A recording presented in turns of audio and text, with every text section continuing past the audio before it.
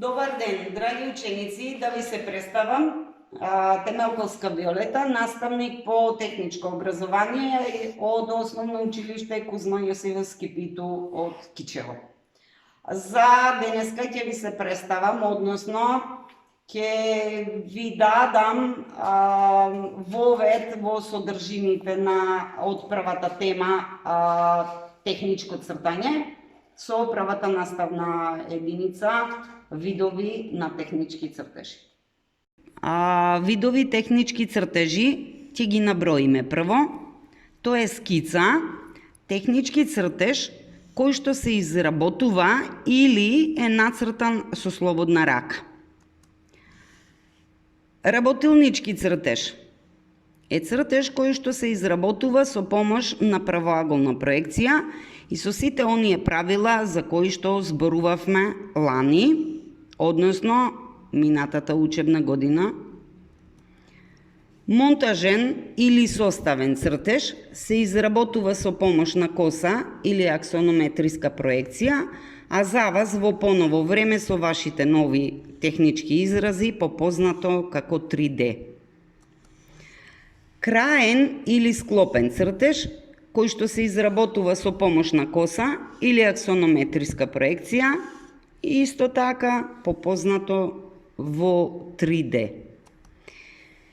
И како последен, значи шематски цртеж, се изработува со примена на символи за сите дадени елементи кои што влегуваат во тој технички цртеж или во составот на значи некоја конструкција, најчесто инсталација. Скица. Постапката за изработка на овој технички цртеж се нарекува скицирање. Димензиите на цртежот се одредуваат од око, но сразмерно приближно до вистинските димензии кои што треба да бидат нацртани во размер на самиот технички цртеж. Може да биде цртеж на веќе постоечки предмет или според собствена идеја на модел или макета, и за да ви стани малку појасно, нешто малку попрактично од животот, ако сте биле некогаш кај шивач, ви ги зема мерките, но договорениот модел кој што треба да ви го направи, тој во неговото тетрадче со слободна рака ќе си го нацрта моделот кој што е договорен за да може да ги употреби земените мерки.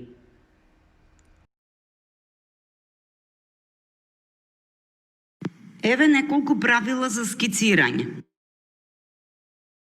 Кога црташ, моливот секогаш влечи го во насока на која пишуваш, но никогаш не ја повлекувај линијата назад за да ја задебелиш. Моливот секогаш да ти биде навален кон тебе, не обратно. Определи точки од каде почнуваш и каде завршуваш и нагло повлечи со моливот. Ако линијата е долга, направи неколку пократки што ќе представуваат целина. Ако црташ вертикални линии, постави ја раката така да ја гледаш на цртаната линија. Не ја врти хартијата на која црташ. Кога црташ квадрат или правоаголник, прво нацртај ги со танки линии местата каде се вкрстуваат линиите, па потоа нацртај ги ширината и должината. За почеток на техничкото цртање, до совладување на техниката за изработка на технички цртеж, се користи милиметарска хартија, која можеш да ја искористиш и за скицирање.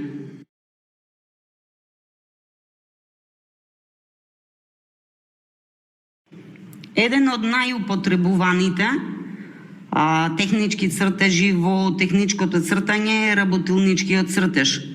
Овој цртеж се изработува така што се цртаат страните на предметот по дадени правила за кои учевме минатата учебна година.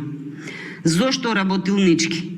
бидејќи во техниката нема зборување многу како треба, што треба, постои цртеж и тој кажува што, каде и како работникот да ја изврши работната операција, односно постапка. Секој технички цртеж почнува со изработка на рамка и составница на самиот лист хартија, како што учевме минатата учебна година, на кој што лист хартија понатаму ќе биде нацртан работилничкиот цртеж или било кој друг технички цртеж. Со сите цртежи во врска на еден предмет и неговата изработка се составени во една папка, која што се нарекува технолошка постапка и во фабриките е строго чувана тајна. Секој работник во фабриките добива свој технички цртеж со сите потребни информации за предметот и по него ги извршува своите задолженија, односно работните постапки. Сечи, режи, бруси, глода, дупчи, составува, полира, контролира и така натаму. По извршената работа го предава материјалот, односно предметот, на следниот работник и тој продолжува со работата и така до крајниот чекор, односно работна постапка, кога предметот, односно делот е готов. Занаетчиите исто така имаат технички цртежи, но еден работник од почеток до крај ги извршува сите работни постапки сам. Затоа изработката трае подолго време. Само уште една мала информација.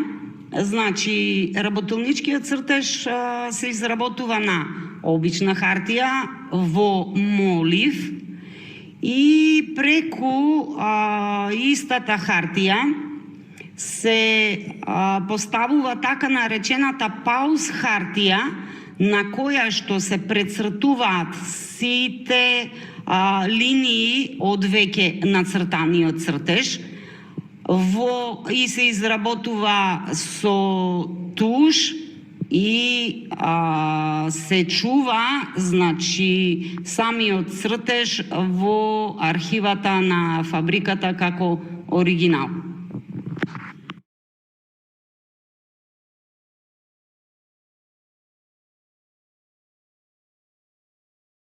Технички цртеж е монтажен или составен цртеж, на кој што просторно ги представуваме сите составни делови што влегуваат во состав на некоја конструкција, машина, апарат, играчка и така натаму, и секако сето тоа представено во 3D. И начинот на нивното составување, односно монтажа, го имаме во сите наши работни задачи и работиме по нив и имаме искуство од минатата учебна година. Љубаво би ви го објаснила со вашата играчка од мали ноце. Кога ќе го отвориме, значи што имате внатре? Делови кои што треба да се состават и упатство за нивно составување. Така?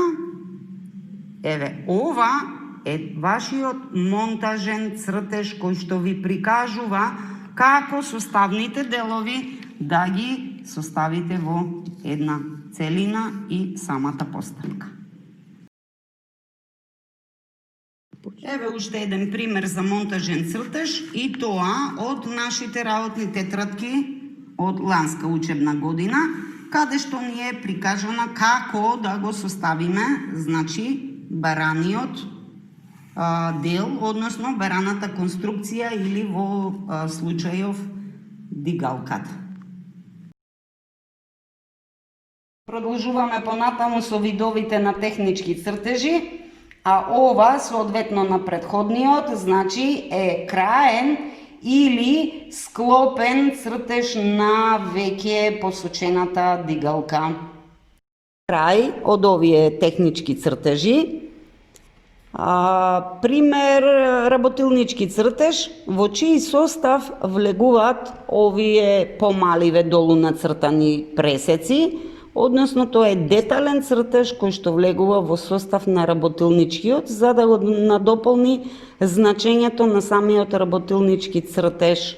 Една мала информација, значи детален цртеж кој што влегува во состав на крајниот или склопниот цртеж или детален цртеж кој што ви прикажува што вие при составување или при монтажа треба да направите на соодветно место во работната задача. Последно од видовите технички цртежи, значи се шематските цртежи, како што можете да видите.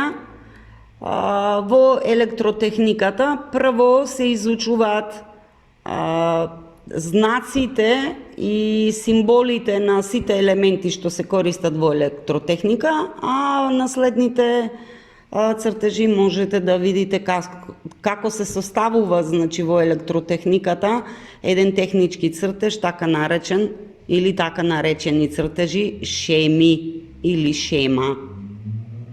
Исто така, како што можете да видите и во електрониката како техничка дисциплина, ги имаме прво символите, па дури потоа изработување на шемите во електрониката, монтажната и составната.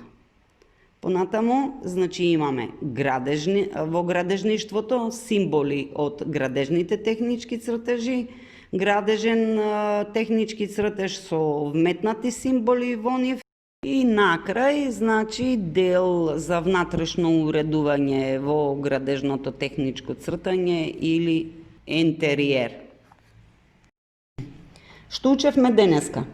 Учевме за видови технички цртежи.